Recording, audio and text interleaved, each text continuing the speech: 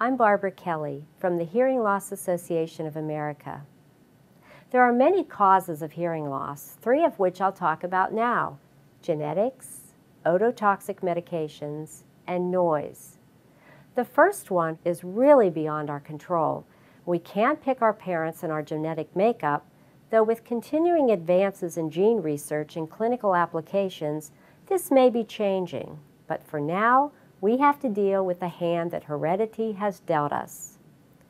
Ototoxic drugs, meaning ones that can cause hearing loss, can not only cause a temporary or permanent hearing loss, but can also cause tinnitus or ringing in the ears.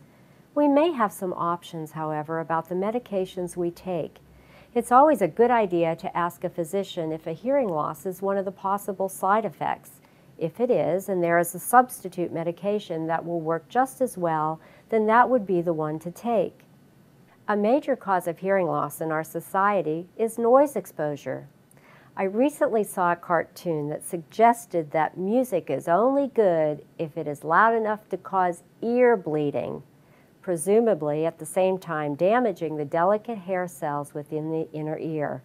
While meant to be humorous, this cartoon illustrates an attitude that permeates our society. Once those hair cells are destroyed, they cannot be replaced. It seems that we do not only tolerate noise, but we welcome it. With piped-in music, often quite loud, is the norm in public places. Cars whiz by us with music loud enough to make our sternums vibrate. We should know that repeated and lengthy exposure to loud sound, whether it is music or a jackhammer or a lawnmower or a personal stereo system, will eventually produce a sensory neural hearing loss. The damage risk criterion is considered to be 90 decibels for a full day exposure. As the sound level increases, the time span one can be exposed to it is reduced. Each day we create more hearing loss in our society with our tolerance of the ear-shattering cacophony that surrounds us. When exposed to loud sounds, a person has several options. 1, you can turn down the level, if listening to a personal system, for example.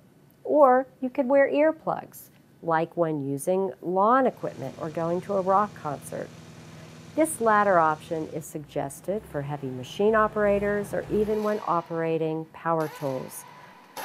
Musicians are particularly at risk. It is their job to listen to the sounds that they and their group are producing, and these may be as high as 135 decibels, and this goes on day after day.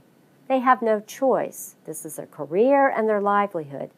Fortunately, musicians' earplugs are available that can help. The newest and best version reduce the sound equally all across the spectrum, from low to high frequencies.